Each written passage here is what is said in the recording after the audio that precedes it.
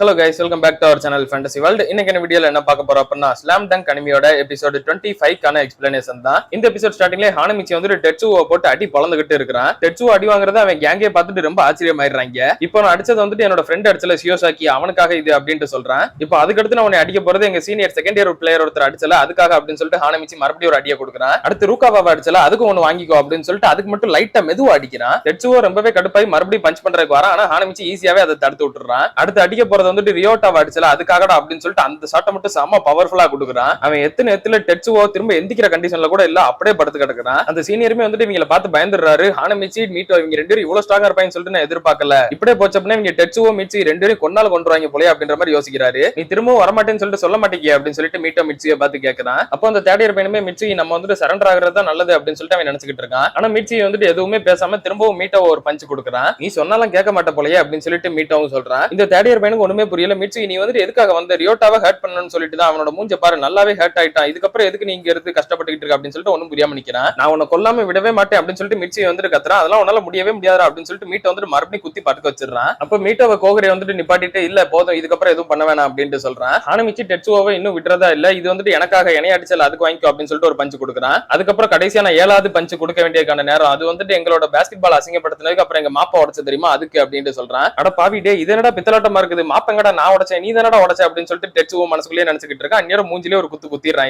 அப்படியே டெட்சுவோ படுத்துக்கிட்டே நீ வந்துட்டு ரொம்பவே ஸ்ட்ராங்கா இருக்க அப்படின்னு சொல்லிட்டு சொல்ல முடியாம சொல்றான். மிச்சி ரொம்பவே கடுப்பாய் கோகுரவே இந்த வாட்டி கை நீட்டி அரைஞ்சிடறான். கோகுரவே எதுவும் கோவெல்லாம் படல, அப்படியே அவன் மிச்சியை பார்த்துட்டு கொஞ்சமா மெச்சூரிட்டா நடந்துக்கோ மிச்சி அப்படின்ட்டு சொல்றான். இந்த கேங்ல இருக்க ரெண்டு பேரும் ஹானமிச்சியை பார்த்துட்டு ரொம்பவே பயந்து போயிடுறாங்க. வேணுடா டெட்சுவோவே இந்த அடி அடிக்கிறான், நம்ம எல்லாம் விட்டு வைக்க மாட்டான் போல அப்படின்னு சொல்லிட்டு அவங்க கதவை திறந்து ஓட பாக்குறாங்க. கதவை திறந்துறாங்க அப்படின்னு சொல்லிட்டு ரியோட்டா சொல்றான். ஆனா அவங்க வந்துட்டு அப்படியே திறந்துடுறாங்க. பார்த்தா ஆப்போசிட்ல தான் அக்காகி நின்னுக்கிட்டு இருக்கான். சரி இப்ப அவங்களே ஓபன் பண்ணிட்டாங்க எங்களுக்கு வழியோட அக்காகி அப்படின்னு சொல்லிட்டு அந்த ஸ்டாஃப்ஸ் எல்லாம் சொல்றாங்க. ஆனா அக்காகி உள்ள வந்துட்டு திரும்ப கதவு போட்டிடுறான். நீங்க யாரும் கவலைப்படாதீங்க, நாங்க வந்துட்டு ஒரு சீக்ரெட் ட்ரைனிங் தான் எடுத்துக்கிட்டு இருக்கோம் அப்படின்னு சொல்லிட்டு அக்காகி அந்த ஸ்டாஃப்ஸ் கிட்ட சொல்றான். என்ன சீக்ரெட் ஒழுங்கா வந்துட்டு தெளிவா சொல்லு, நீ முதல்ல கதவு தர அப்படின்னு சொல்லிட்டு அவங்க கதவை தட்டிக்கிட்டு இருக்காங்க. ரியோட்டாவும் அக்காகியை பார்த்துட்டு என்னை மன்னிச்சிருங்க இது எல்லாமே வந்துட்டு என்னோட மிஸ்டேக் தான் அப்படின்னு சொல்றான். நீ முதல்ல வாய மூடு ரியோட்டா அப்படின்னு சொல்லிட்டு இவன் பக்கத்துல வரான். அக்காகி இப்ப மிச்சி பக்கத்துல வந்து நிக்கிறான். ஹானமிச்சி அந்த தேர்ட் இயர் பையன் கிட்ட டே இதுக்கப்புறம் என்ன நடக்கும்னு சொல்லிட்டு நான் சொல்லவா, கொரில்லா ஒரு பஞ்ச் விட்டானு வை உங்களால அவ்வளவுதான் செத்தே போயிடும், ஒழுங்கு மரியாதை அவனை கூட்டு போயிரு பாத்துக்க அப்படின்னு சொல்றான். அந்த தேர்ட் இயர் பையனுமே பயந்து போயிட்டு அக்காகி நாங்க வந்துட்டு இப்ப இங்க இருந்து கிளம்பிடுறோம் அப்படின்னு சொல்லிட்டு அக்காகி கிட்ட கேட்கறான். அக்காகி அவனை முறைச்சு பார்த்துக்கிட்டே முதல்ல உன்னோட ஷூவை கலட்டுறா அப்படின்ட்டு சொல்றான். இதை கேட்டாங்கிறது எல்லாருமே பதறிடுறாங்க. ஹானமிச்சியோட ஃப்ரெண்ட்ஸுமே வந்து ஷூவை கழட்டி போட்டுறாங்க.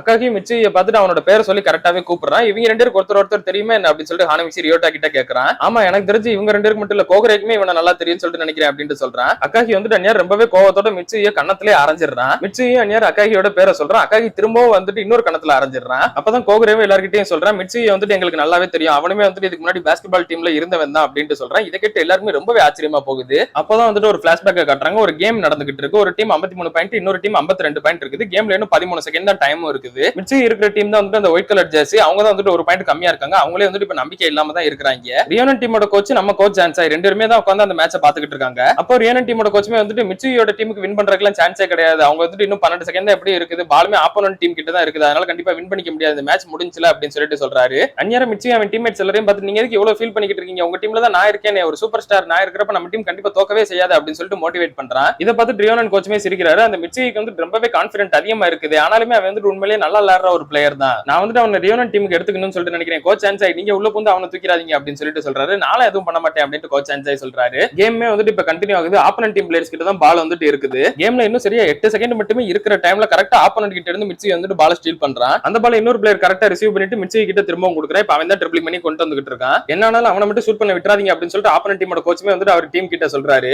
என்னதான் அவங்க தடுக்க நினைச்சாலும் மிச்சியோட ட்ரிபிளிங் ரொம்பவே சூப்பரா இருக்குது. லாஸ்ட் 5 4 3 செகண்ட் வர்றப்ப மிச்சி வந்துட்டு ஷூட் பண்றதுக்கு பொசிஷன் எடுத்துறான். 3 செகண்ட் இருக்கும்போது பால் ரிலீஸ் பண்ண வந்தா கரெக்டா பாஸ்கெட் குள்ள போய் பாலுமே வந்துட்டு விழுகுது. 0 செகண்டா டைம் மாறுது. ரெஃப்ரி விசில் பண்ண கேமை வந்துட்டு வின் பண்றாங்க மிச்சியோட டீம்.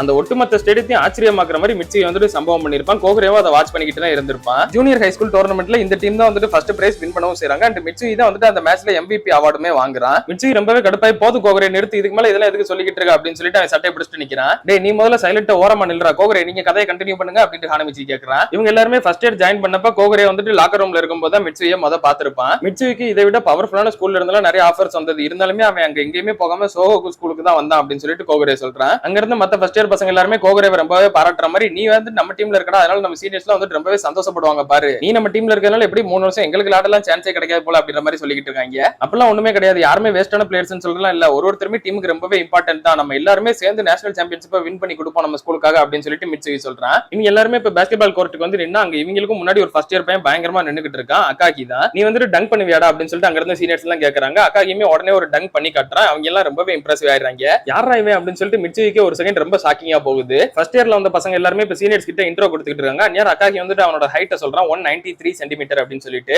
இதை கேட்டு எல்லா சீனியர்ஸ்க்கு ரொம்பவே சந்தோஷம். ஃபர்ஸ்ட் டைம் நம்ம டீம்ல ஒருத்தன் 190க்கு மேல ஒரு ஹைட்ல வந்திருக்கான் அப்படின்னு சொல்லிட்டு கோச் ஆன்சாயுமே இப்ப உள்ள வராரு. மிட்சுகி அவரை பார்த்தோன்னே ரொம்பவே சந்தோஷப்படுறான். அப்படியே அவன் ஜோன் அவுட் ஆயிடுறான். பக்கத்துல எடுத்து ஒரு பையன் தான் அடுத்து நீ தான் இன்ட்ரோ கொடுக்கணும் அப்படின்னு சொல்றான். அவனை பார்த்தோன்னே அங்க இருந்து சீனியர்ஸ் எல்லாம் வந்துட்டு அவனை ஐடென்டிஃபை பண்ணிடுறாங்க. இவன் தானே மிட்சுகி போன வாட்டி MVP அவார்ட் எல்லாம் வாங்கினானே அப்படின்னு சொல்லிட்டு மிட்சுகி அவனை பத்தி இன்ட்ரோ எல்லாம் கொடுத்துட்டு நான் எந்த பொசிஷனாலும் ஆடுவேன், என்னோட கோல் வந்துட்டு சோஹோகு டீம் நேஷனல் சாம்பியன்ஷிப்ல வின் பண்ண வைக்கிறது தான் அப்படின்னு சொல்றான். இதை கேட்டதுக்கு அப்புறம் ஹானமிச்சி ஹாருகோ எல்லாருக்கும் ஒண்ணுமே புரியல. ஹாருகோ வந்துட்டு இப்படி பேசினவனா இப்படி மாறி இருக்கான் அப்படின்ற மாதிரி பாத்துக்கிட்டு இருக்கா. கோகுரேவா அக்காகியை பார்த்துட்டு டே அது உன்னோட ட்ரீம் தானே அப்படின்னு சொல்லிட்டு சொல்றான். அங்க இருந்து கேப்டனுமே வந்துட்டு இப்ப நமக்கு ஃபர்ஸ்ட் இயர்ல மொத்தம் 12 பசங்க வந்திருக்காங்க கோச் அப்படின்னு சொல்றாரு. சரி அவங்க எல்லாருமே 2 டீமா ஸ்பிளிட் பண்ணிட்டு கேம் மாதிரி நடத்துங்க, யார் எப்படி விளையாடுறான்னு சொல்லிட்டு நம்ம பாப்போம் அப்படின்னு கோச் அன்சாய் சொல்றாரு. இப்போ 2 டீமா ஸ்பிளிட் பண்ணிடுறாங்க. அக்காகி ஒரு டீம்ல மிட்சுகி ஒரு டீம்ல தான் தனித்தனியா இருக்காங்க. மிட்சுகி கூட தான் வந்துட்டு கோகுரே இருக்கான். மிட்சுகியோட மிடில் ஸ்கூல்ல படிச்ச 3 ஃப்ரெண்ட்ஸ் வந்துட்டு அவனுக்கு ஆப்போசிட் டீம்ல தான் இப்ப நின்னுகிட்டு இருக்காங்க. வர நம்ம மிடில் ஸ்கூல்ல படிச்ச எல்லாரும் ஒண்ணா தான் இருக்கும், மிட்சுகி மட்டும் அந்த பக்கம் போயிட்டான் அப்படின்னு ஒருத்தன் சொல்றான். நீங்க 3 பேருமே சேர்ந்து எனக்கு அகைன்ஸ்டா வந்தா கூட நான் வந்துட்டு உங்களை ரொம்பவே ஈஸியா வின் பண்ணிடுவேன், ஏன்னா நான் வந்துட்டு ஒரு ஜீனியஸ், நீங்க எல்லாரும் வந்து நார்மலான பீப்பிள்ஸ் தான் அப்படின்னு சொல்றான். பர்ரா ஃபர்ஸ்ட் இயர்ல தலைவர் ரொம்ப தெனவட்டா இருந்திருக்காப்லே அப்படின்னு சொல்லிட்டு ஹானமிச்சி சொல்றான். ஆமா பாரு அப்படியே உனைய மாதிரியே இருக்கான், ஜீனியஸ் வேற சொல்றான் பாத்தியா அப்படின்னு ரியோட்டா சொல்றான். ஆமா ஆனா அவனுக்கு இவனுக்கு ஒரு வித்தியாசம் இருக்கு, அவன் வந்துட்டு உண்மையிலேயே ஸ்கில்ல வச்சுக்கிட்டு அப்படி பேசினா, இவன் வந்துட்டு ஒண்ணுமே இல்லாம வாய் பேசுறான் பாத்தியா அப்படின்னு ரூகாவா சொல்றான். இப்போ அந்த ஒரு பிராக்டிஸ் கேமே ஸ்டார்ட் ஆகுது. மிட்சுகி ரொம்பவே சூப்பரா அவனோட 3 பாயிண்டர் வழக்கம் போல நல்லாவே எடுத்து கொடுத்துக்கிட்டு இருக்கான். இவன் வந்துட்டு ரொம்பவே அமேசிங்கா ஷாட்டை மேக் பண்றான் அப்படின்னு கோகுரேவோ அவனை பார்த்து நினைக்கிறான். இப்போ அக்காகி டீம்ல இருக்க ஒரு பிளேயர் கிட்ட தான் வந்துட்டு பால் இருக்குது. அக்காகி தான் அங்க பக்கத்துல நின்னுகிட்டு இருக்கான். எத்தனை டிஃபென்ஸ் இருந்தாலும் இவன் வந்துட்டு ரொம்பவே ஹைட்டா இருக்கான், பால் கொடுத்தா ஈஸியாவே கேட்ச் பண்ணிடுவான் அப்படின்னு சொல்லிட்டு இவன் நினைச்சதான் பால் கொடுக்குறான். அக்காகி வந்துட்டு கரெக்டா பால கேட்ச் பண்ணிடுறான். அக்காகி இப்ப நீ போய் ஒரு டங்க் பண்ற அப்படின்னு சொல்லிட்டு சீனியர்ஸ் எல்லாம் வெளியே இருந்து அவனை மோட்டிவேட் பண்றாங்க.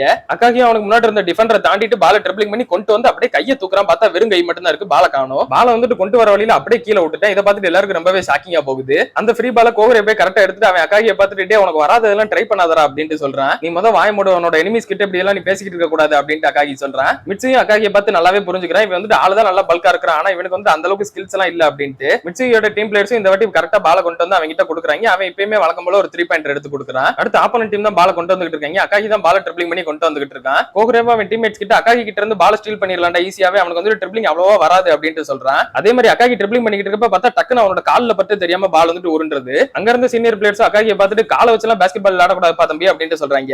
அக்காகியோட டீம்மேட் ஒருத்தனும் அவன் பக்கத்துல வந்துட்டு நாங்க பால ட்ரிபிளிங் பண்ணி உங்ககிட்ட கொண்டு வர வந்துட்டு ஜஸ்ட் ஷூட் பண்ண மட்டும் செய்ய அப்படின்னு சொல்றான். அக்காகிக்கு இதை கேட்டு ரொம்பவே கடுப்பா இருக்குது. ஹானமிச்சி இந்த கதையை கேட்டு ரொம்பவே சிரிச்சிடறான். பாத்தியா கொரில்லாவும் ஒரு காலகட்டத்துல என்னைய மாதிரி தான் இருந்திருக்காரு போல அப்படின்னு சொல்லிட்டு சொல்றான். அக்காகியும் கோகுரேவோட சட்டையை பிடிச்சிட்டு எது இம்பார்ட்டன்டான கதையோ அதை மட்டும் சொல்ற, தேவையில்லாததெல்லாம் சொல்லாத அப்படின்னு சொல்றான். அதுக்கடுத்து மறுபடியும் அந்த பிராக்டிஸ் கேமை காட்டுறாங்க. மிட்சுகி வந்துட்டு கண்டினியூஸா 3 பாயிண்டர் நிறைய எடுத்துக்கிட்டே இருக்கிறான். மிட்சுகியோட ஷாட் ஒன்னொன்னு பாக்குறதுக்கே ரொம்ப அழகா இருக்கும் தெரியுமா அப்படின்னு சொல்லிட்டு கோகுரே சொல்றான். அடுத்த ஒரு ராலில மிட்சுகி பால ஷூட் பண்ற மாதிரி அவன் ஆப்பனண்ட்டை கன்ஃபியூஸ் பண்ணி விட்டு பால முன்னாடி கொண்டு வந்துடுறான். அவங்கிட்ட பெர்ஃபெக்ட்டான ஃபேக் கட்டிட்டு முன்னாடி வந்துட்டு இப்ப பால மறுபடியும் ரிலீஸ் பண்றான். இந்த பொசிஷன் வந்துட்டு ரொம்பவே பெர்ஃபெக்ட்டா இருக்கு அப்படின்னு சொல்லிட்டு கோச் ஆன்சாய் நினைக்கிறாரு. பாலுமே கரெக்டா பாஸ்கெட் குள்ள போய் ஒழுகுது. இவன் என்னடா அப்படி நான் ஸ்டாப்பா ஸ்கோர் பண்ணிக்கிட்டே இருக்கான் அப்படின்னு சொல்லிட்டு சீனியர்ஸே வாயடிச்சு போயிடுறாங்க. கோகுரேவும் மிட்சுகியை பார்த்துட்டு இவன் வந்துட்டு ஒரு ஷூட்டிங் மிஷின் மாதிரி அப்ப இருந்தா, எல்லா பாலையும் பெர்ஃபெக்ட்டா மேக் பண்ணிக்கிட்டே இருந்தான். அப்போ நாங்க ஒருத்தர் கூட நினைச்சு பார்க்கல மிட்சுகி எங்க முன்னாடி இப்படி மாறி வந்து நிப்பான்னு சொல்லிட்டு அப்படின்ட்டு கோகுரே சொல்றான். அப்படியே கட் பண்ணி இதோட இந்த ஒரு எபிசோட முடிக்கிறாங்க. இவ்வளவு நல்லா பாஸ்கெட் பால் விளையாண்டுகிட்டு இருந்தவன் எதுக்கு பாஸ்கெட் பாலை விட்டுட்டு இப்படி வந்து நின்னுகிட்டு இருக்கான் அப்படின்றது எல்லாத்தையும் அடுத்தடுத்த எபிசோட்ஸ்ல நம்ம பார்த்து தெரிஞ்சுக்கிடலாம். அதையெல்லாம் நீங்க தொடர்ந்து பார்க்கணும்னு நினைச்சீங்க அப்படின்னா மறக்காம நம்ம சேனலை சப்ஸ்கிரைப் பண்ணி சப்போர்ட் பண்ணுங்க. அப்படியே இந்த எபிசோட் பிடிச்சிருந்தா மறக்காம ஒரு லைக்கையும் போட்டு போயிருங்க. நான் உங்களை இன்னொரு நல்ல வீடியோல வந்து மீட் பண்றேன்.